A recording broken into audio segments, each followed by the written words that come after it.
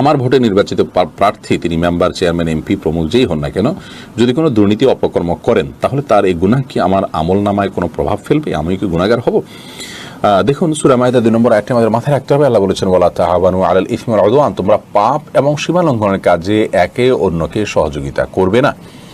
আপনার ভোট যাকে দিচ্ছেন সেই লোক ভোট পেয়ে বিভিন্ন অপকর্ম করবে, এটি যদি সুনিশ্চিত হয়, আপনি জানেন, তাহলে জেনে শুনে সেরকম লোককে ভোট দেওয়া আপনার জন্য জায়েজ নয়।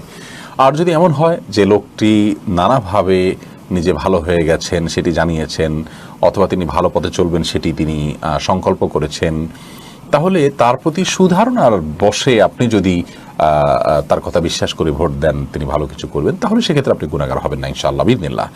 অথবা একজন মানুষ ভোট দেওয়ার সময় তিনি আসলে এরকম খারাপ, আপনি জানতেন না, পরবর্তীতে তার খারাপ গুণগুলো প্রকাশ পেয়েছে, তার আসল রূপ প্রকাশ পেয়েছে, সেক্ষেত্রেও আপনি গুনাহগার হবেন না ইনশাআল্লাহ। কিন্তু জেনে শুনে দলীয় টান অথবা কোনো বিশেষ দলের প্রতি অন্ধভক্তির জায়গা থেকে, কিংবা কোনো ব্যক্তির প্রতি ভক্তির জায়গা থেকে, কিংবা সামান্য পয়সার লোভে আপনি যদি কোনো খারাপ মানুষকে নির্বাচিত হতে সহায়তা করেন আর সে নির্বাচিত হয়ে অপকর্ম করবে, আপনি জানেন বা ধারণা আছে আপনার, এরপরও আপনি যদি সে কাজটি করেন, তাহলে তার সে সমস্ত অপকর্মের দায়ভার অবশ্যই একজন ভোটার হিসেবে আপনাকে নিতে হবে। অত্যন্ত গুরুত্বপূর্ণ একটি বিষয় এটি, এই জন্য এটাকে আমানত বলা হয়, যে আপনি একজন অযোগ্য মানুষকে যোগ্য বলছেন, তাহলে এটা আমানতের খেয়ানত করছেন, এই কাজটি করা যাবে না। আল্লাহ তাআলা আমাদেরকে বুঝার তৌফিক দান করুন।